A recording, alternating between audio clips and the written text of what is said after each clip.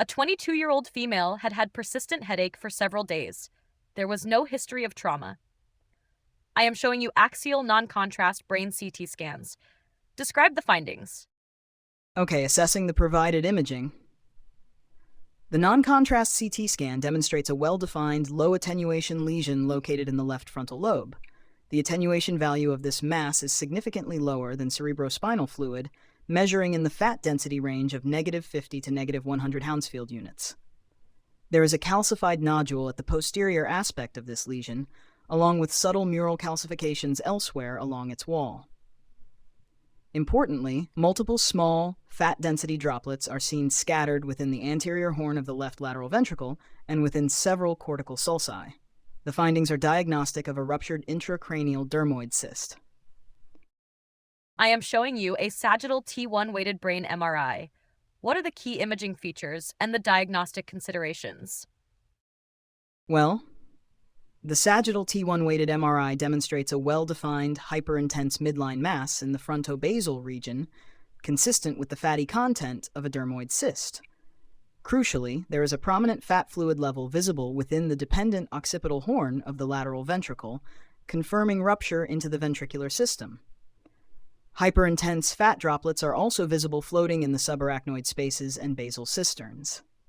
The differential diagnosis for a T1 hyperintense intracranial lesion includes lipoma, epidermoid cyst, subacute hematoma, and proteinaceous fluid.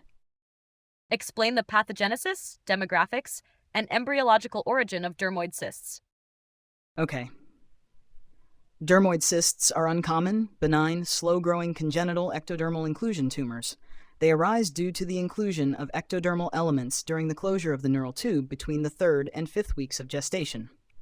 Unlike epidermoid cysts, dermoids contain both ectodermal and mesodermal elements, including skin appendages, sebaceous glands, and hair follicles. They are typically midline lesions, presenting in young adults during the 2nd to 4th decades of life.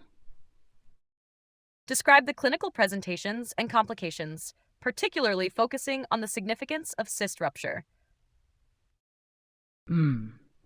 Most dermoid cysts grow very slowly and are asymptomatic until they cause mass effect or rupture. Rupture is a serious complication, releasing irritating sebaceous secretions into the CSF spaces, which induces a severe chemical meningitis. Clinically, this presents with sudden headaches, meningismus, confusion, seizures, or cranial neuropathies.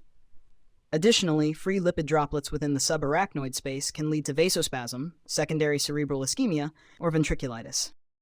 How do you radiologically differentiate dermoid cysts from epidermoid cysts and lipomas on CT and MRI?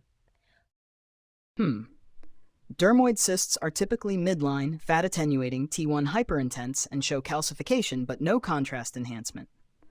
Epidermoid cysts are usually off midline in the cerebellopontine angle, follow CSF signal, T1 dark, T2 bright, show no calcification, and restrict on diffusion-weighted imaging.